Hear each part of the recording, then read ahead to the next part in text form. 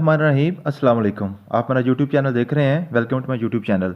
आज हम प्रेपोजिशन के 5वें लेक्चर को स्टार्ट करने लगे हैं। ये हमारा प्रेपोजिशन के वाले से आखिरी लेक्चर होगा आज, क्योंकि मैंने प्रेपोजिशन के वाले से पहले 4 लेक्चर आप लोगों के साथ शेयर कर दिए थे। आप लोगों को उम्मीद है उनकी समझ भी आ गई होगी। पहले हमने पढ़ा था ऑन की प्रेपोजिशन क्या होती है, इसका यूज़ हम किस तरह करते हैं। उसके बाद हमने कौन सा पढ़ा था, ऑन टू का पढ़ा था। उसके बाद ओपोन का पढ़ा था। उसके बाद इन और एट को हमने पढ़ा था। उसके बाद हमने पढ़ा था जी प्रपोजिशन ऑफ प्लेस, उसमें कौन कौन से आए थे, टू और फ्रॉम आया था। और उसके बाद हमने पढ़ा था जी सिंस और फार। आज हमने स्टार्ट करना है। तो आज का हमारा टॉपिक है सिंस एंड फार, कि सिंस और फार ये दो प्रपोजिशन हम किस तरह यूज़ करते हैं, इनको हमने कहाँ कहाँ इस्तेमाल करना है और इनको हमने याद किस तरह करना है। सिंस और फार की जो प्रपोजिशंस हैं ये सबसे कॉमन और सबसे इजी प्रपोजिशन मानी जाती हैं। लेकिन सिंस और फार ही की प्रपोजिशन वो प्रपोजिशन है जो सबसे ज़्यादा कंफ्यूजिंग भी होती हैं और लोगों के मार्क्स भी इन्हीं की वजह से ज़्यादा कटते हैं, क्योंकि इनको हम इजी ले जाते हैं, इनको बिल्कुल आसान समझते हुए इसको हम इग्नोर कर देते हैं। हालांकि ये बड़े कंफ्यूजिंग हमारे प्रपोजिशन होती हैं सिंस और फार। तो आज हम सिंस और फार को पढ़ेंगे। ये दो इनके 3-4 यूजेज हैं, ये आपको मैं बता देता हूँ। और उसके बाद इनके एग्जाम्पल्स में आपको बता दूंगा कि सिंस और फार को आपने किस तरह इस्तेमाल करना है। तो सिंस और फार दो प्रपोजिशंस हैं। आप इनको हम स्टार्ट करते हैं। Usually we use since and for in perfect continuous tense related sentences. क्या मतलब है जी, कि आम तौर पर हम सिंस और फार को परफेक्ट या परफेक्ट कंटिन्यूस टेंस जो है ना, इसके रिलेटेड जितने भी सेंटेंस होते हैं वहां पे हम यूज करते हैं। We use for as preposition to describe the duration of any work और task. For is related to calculation, and similarly we use since as preposition in sentence to explain the point of time. Since is related to starting the point. अब इसको मैं आपको white board पर जाके अच्छी तरह समझा देता हूँ। इंशाल्लाह आपको प्रपोजिशन की बिल्कुल क्लियर कट समझ आ जाएगी आज। तो चलते हैं जी व्हाइट बोर्ड पे। व्हाइट बोर्ड पे आ गए हम। तो आपने जी सिंस और फार के लिए दो चीज़ें ज़्यादा आपने अब ख्याल से याद करनी है। इनको आपने किस तरह कैटेगराइज करना है। सिंस और फार की प्रपोजिशन टाइम के लिए होती हैं, ये आपने याद रखना है। टाइम को आपने दो हिस्सों में तकसीम करना है। नंबर 1 नंबर आपने याद रखना है जी point of time. Point of time ये आपको मैं सारा डिटेल से समझा देता हूँ। दूसरा आपने याद करना है जी duration of time. Duration of time, ये दो हमारे पास जी इसकी इस टाइप्स आ गई टाइम की।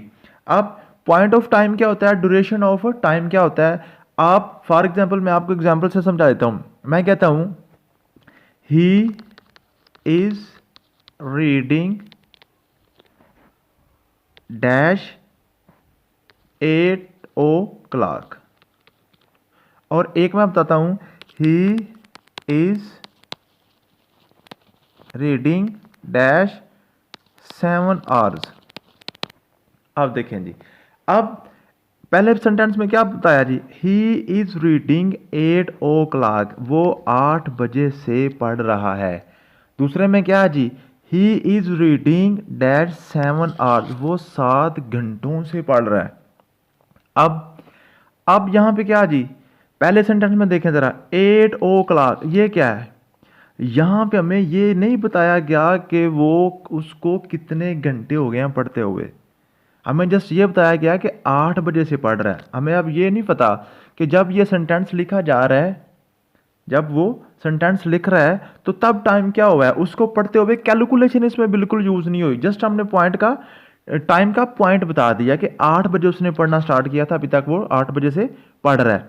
अब दूसरे सेंटेंस में देखें क्या कह रहा है, वो 7 घंटे से पढ़ रहा है। क्या मतलब है, उसकी एग्जैक्ट ड्यूरेशन ऑफ टाइम उसने बता दिया है कि वो उसको पढ़ते हुए इतनी देर हो गई है।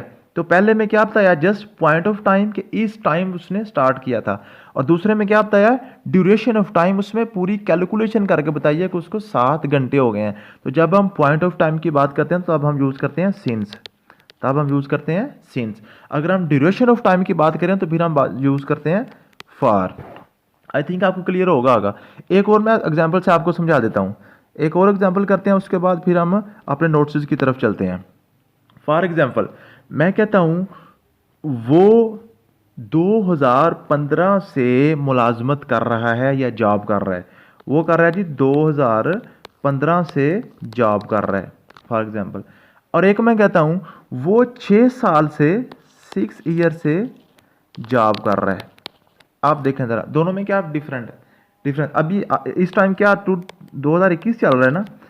अब दोनों बातें तो सेम है। वो बंदा 6 साल से जॉब कर रहा है या वो बंदा 2015 से जॉब कर रहा है, लेकिन इसमें हम प्रेपोजिशन डिफरेंट यूज़ करेंगे। 2015 क्या है, ये एक पॉइंट ऑफ टाइम है, इसमें कैलकुलेशन यूज़ नहीं हुई। ये टाइम का नाम है, ये साल का नाम है। 2015 2015 से तब हम यूज़ करेंगे सिंस। इसमें हम क्या यूज़ करेंगे, सिंस। अब यहाँ पे क्या है, 6 साल से वो जॉब कर रहा है। वो क्या कर रहा है जी, 6 साल से जॉब कर रहा है। अब यहाँ पे क्या जी, 6 क्या, इसमें कैलकुलेशन यूज़ हो गई है, इसमें गिनती यूज़ हो गई है, तो इसमें हम क्या लगाएंगे, फॉर। इसमें क्या लगाएंगे, फॉर। तो जिस टाइम में हम टाइम का नाम लिख देते हैं, फॉर एग्जाम्पल हम लिख देते हैं यस्टरडे, वो कल से पढ़ रहा है या वो कल से बीमार है, वो कल को आएगा, तो टुमारो लिख देते हैं। तो फिर हम क्या लिखेंगे, सिंस। अगर हम ड्यूरेशन की बात करें ना, वो 2 घंटे तक आएगा, वो 2 घंटे तक पढ़ेगा, वो 3 घंटे तक खेलेगा। तो जब हम उसकी ड्यूरेशन की बात करते हैं, कैलकुलेशन यानी कि गिनती यूज़ होती है, तो फिर हम यूज़ करते हैं फॉर। जब हम गिनती वगैरह यूज़ नहीं करते, जस्ट उसका नाम यूज़ करते हैं टाइम का, तो फिर हम यूज़ करते हैं जी सिंस। चलते हैं अपने नोट्स की तरफ, वहाँ पे आपको ज़्यादा क्लियर समझ आ जाएगी। नेक्स्ट जी देखें जी, पहले एग्जाम्पल क्या है, she has been walking dash 5 hours. अब देखें सबसे पहले क्या जी, वो चल रही है 5 घंटे से। अब देखें इसमें क्या जी, हमने 5 घंटे क्या है, 5 घंटे क्या क्या टाइम का नाम है कि टाइम की ड्यूरेशन है। यहाँ पे हमने गिनती करके उसको पूरा कैलकुलेट करके दे दिया ना, कैलकुलेशन करके दिया ना 5 घंटे। तो यहाँ पे हम क्या लगाएंगे, चिन्स लगाएंगे कि फॉर लगाएंगे, फॉर लगाएंगे, जैसे मैंने आपको बताया। नेक्स्ट जी, we have lived here dash 1995।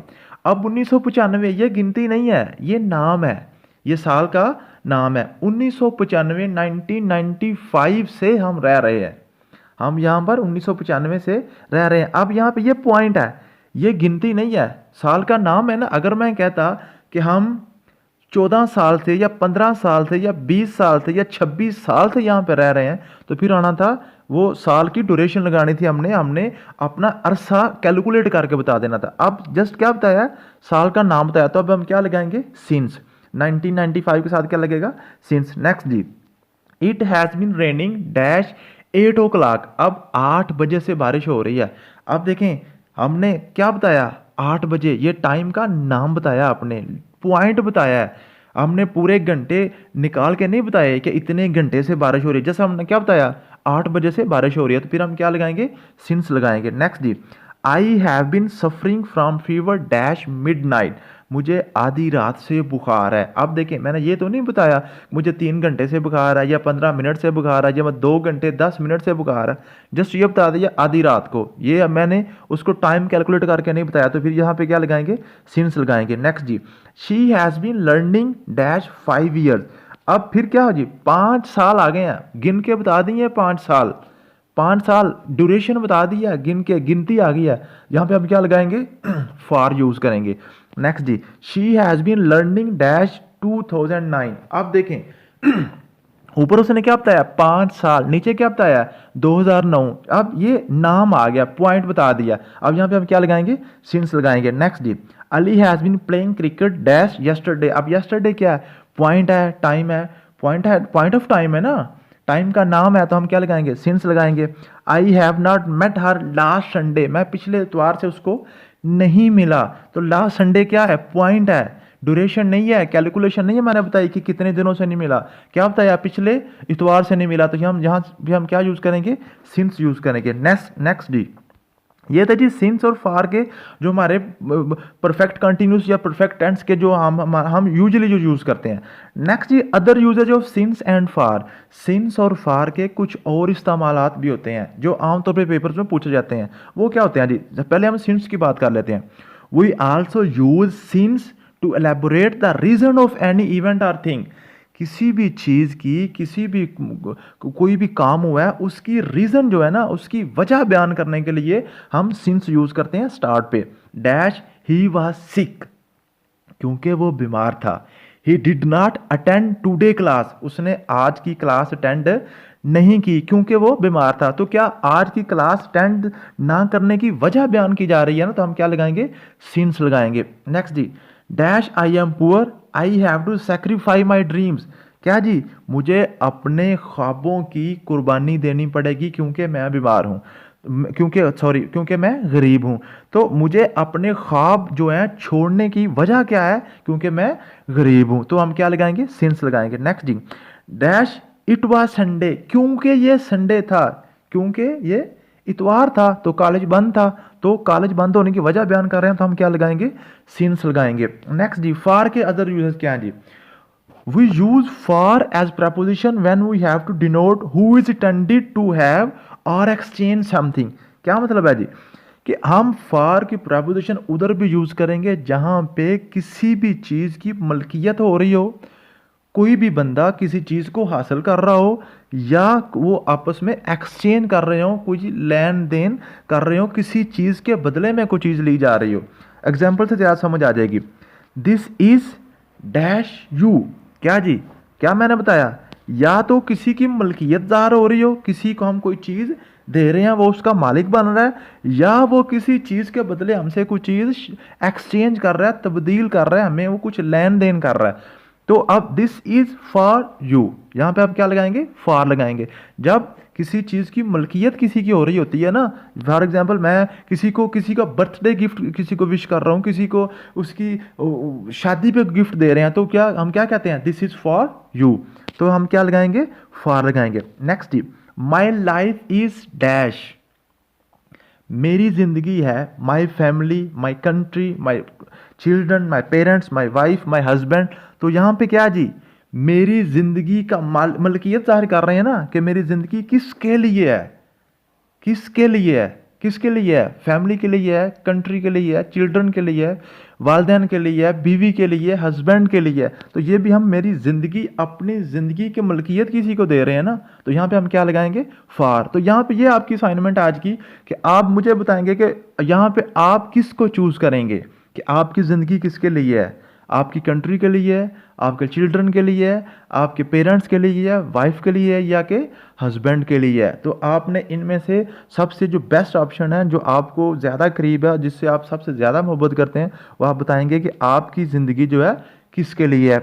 ये मुझे बताएं, इंशाल्लाह मैं आपको ये फिर नोट्स आपके अपने शेयर कर दूंगा। आपको पता है कि जो मेरे पीडीएफ नोट्स हैं, मैं जो भी असाइनमेंट अपनी वीडियो में देता हूँ, वो मुझे आप असाइनमेंट मुकम्मल करके मेरे नंबर 030039048250 0300 पूरा 390 4825 पे आप मुझे व्हाट्सएप करते हैं, तो फिर मैं आपको आपके ये जो मेरे अपने नोट्स हैं आपको मैं शेयर कर देता हूँ। नेक्स्ट जी, I will give you this PDF notes dash 1 like. क्या जी, मैं आपको अपने ये वाले नोट्स 1 लाइक के बदले दे दूंगा।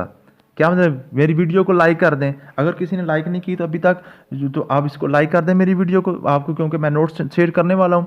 तो आई will give you this PDF notes dash like 1 like. क्या मतलब है, ये मैं अपने नोट्स आपसे एक्सचेंज कर रहा हूँ, आपसे कुछ ले रहा हूँ, कुछ आपको दे रहा हूँ। क्या ले रहा हूँ आपसे, 1 लाइक ले रहा हूँ ना, वीडियो पे लाइक ले रहा हूँ, और आपको क्या दे रहा हूँ, पीडीएफ नोट्स दे रहा हूँ। तो जब हम एक्सचेंज करते हैं तो फिर भी हम क्या यूज़ करते हैं, फॉर यूज़ करेंगे। आई will give you this notes for 1 like.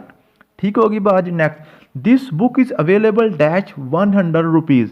ये किताब 100 रुपये में दस्तियाब है। तो यहाँ पे आप क्या लगाएंगे, फॉर। क्यों जी, 100 रुपया दें और बुक ले लें, एक्सचेंज चीज़ हो रही है, कुछ चीज़ दे रहे हैं, कुछ चीज़ें ले रहे हैं। My everything is dash you, मेरी हर चीज़ आपके लिए। अब यहाँ पे फिर क्या आ रहा है, एक्सचेंज नहीं हो रहा, यहाँ पे क्या हो रहा है, मलकियत हो रही है, किसी को दे रहे हैं। क्या जी, मेरी हर चीज़ आप पे कुर्बान। तो हम क्या लगाएंगे, फॉर लगाएंगे। तो नेक्स्ट मैंने कंटिन्यू क्यों लिखा हुआ है, इसके बाद अब हम इंग्लिश के नेक्स्ट टॉपिक की तरफ प्रोसीड करेंगे। हम अब डायरेक्ट, इनडायरेक्ट और एक्टिव वाइज, पैसिव वाइज और नरेशन वगैरह और सेंटेंस करेक्शन जो है ना, सेंटेंस स्ट्रक्चरिंग वगैरह की तरफ हम मूव करेंगे। अब हम प्रेपोजिशन का नेक्स्ट लेक्चर मैं नहीं दूंगा, प्रेपोजिशन यहाँ पे कंप्लीट हो गया है। वैसे अगर प्रेपोजिशन का टॉपिक इतना लंबा चौड़ा है कि अगर हम इसको ही एलैबोरेट करना शुरू करें तो पूरा साल भी लगे रहें तो प्रेपोजिशन ख़त्म नहीं होगी। लेकिन जो मैंने 5 लेक्चर आप लोगों को डिलीवर कर दिए हैं। आज से ये पाँचों के पाँचों लेक्चर के नोट्स आप लोगों से मैंने कंपाइल कर दिए हैं। जो जो मुझे असाइनमेंट सेंड करेगा आज की, मैं ये नोट्स आपको सेंड कर दूंगा। इन नोट्स में सारे 5 के 5 लेक्चर्स पिछले भी और आज का भी ये सारे कंपाइल्ड इकट्ठे नोट्स हैं। अगर आप ये वाले 5 लेक्चर सुन लेते हैं और ये नोट्स मेरे तैयार कर लेते हैं, इंशाल्लाह आपका या जो FBR का पेपर है या PPSC का, जो गैप्को का कोई भी पेपर है, तो आप प्रेपोजिशन में मार नहीं खाएंगे। इंशाल्लाह आपको प्रेपोजिशन वाला पोर्शन आपका क्लियर हो जाएगा। इसके बाद प्रेपोजिशन की वीडियो मैं नहीं बनाऊंगा। इसके बाद हम इंग्लिश के नेक्स्ट किसी टॉपिक की तरफ प्रोसीड करेंगे। मिलते हैं जी नेक्स्ट वीडियो में। Thank you so much. अल्लाह हाफिज़।